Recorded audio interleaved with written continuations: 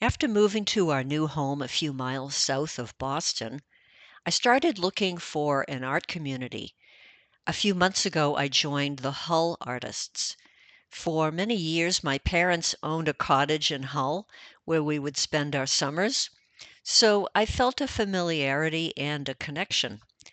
I also like that it's a very active and large group with lots of opportunities to display our work. Another big thing that drew me to Hull Artists was their Friday painters gatherings. This has been the most wonderful way to spend the morning. It's all very well organized with a schedule and locations. Each week, we meet at a different spot in Hull to paint on plein air, which is in the open air. The month of May was cold and often rainy, so I actually didn't begin painting with the group until June. The moment I appeared, I was greeted by friendly and welcoming people. Everyone is very focused on their painting, yet open to snippets of conversation and sharing, a very good balance. On June 6th, my first time with the group, we gathered on the deck of a private home. It had nice views of Allerton Bay and Spinnaker Island. We were pretty close to the Hull Yacht Club. The next week, on June 13th, we went to the dike on Nantasket Road. I've driven by this dike thousands of times and never really paid it much attention. What a beautiful area. I love marshes. During the summers when we were kids, my mom would take me and my twin brother Carl to the Hull Library each week. The library is housed in an old Victorian home. It was originally the summer cottage of poet John Boyle O'Reilly. One of my strongest memories is curling up with a book in one of the circular corners. James Landing is a quick walk behind the library, an area I had never seen before. Glorious views of Hull Bay. This was a very windy day, so I huddled behind my car for protection. When I was finished painting, I went to the library to take a look around. I went up to the second floor and found that circular corner where I used to read. It sure looked smaller than I remember. Next up on June 27th was Steamboat Wharf Marina. There were so many possible options for painting subjects. As I was settling in, I heard a voice call out to me, "Hey, Anne!" It was my childhood friend Leslie painting with us today. What a fun surprise!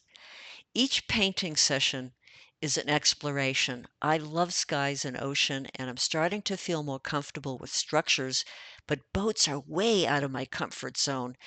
Got to keep at it to gain confidence. For the next couple of weeks, I watched several YouTube video tutorials on drawing boats. I sketched many different kinds and got a better feel for it. The next step will be incorporating what I've learned into my paintings. I pondered what to do with that boat in the bottom corner of this painting at Steamboat Wharf Marina. It just wasn't working, and I saw no way to salvage it. Finally, I cropped it out. On July 11th, we painted in the village playground. This is a quiet neighborhood with several older buildings. I liked a large, shallow, grassy area, but it was quite wet from recent downpours. So I chose to paint the first town hall and school building, built in 1848.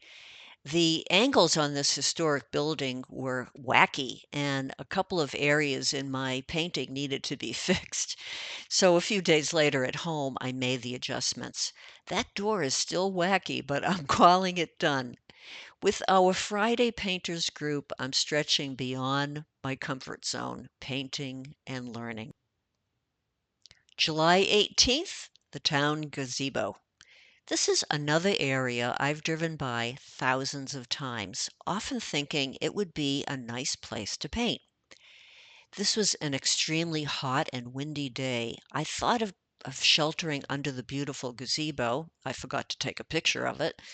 but it seemed to be more windy under the gazebo, so I found another semi-sheltered spot facing World's End.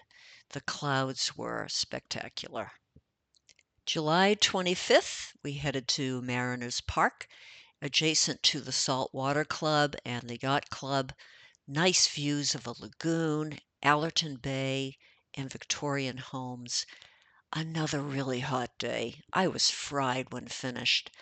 I took the opportunity to place a boat and a few dinghies into my painting. The angles of the dock presented a real challenge. As I was packing up, a man and his son parked nearby. They walked over to say hello and asked if they could look at my painting. Sure, I replied.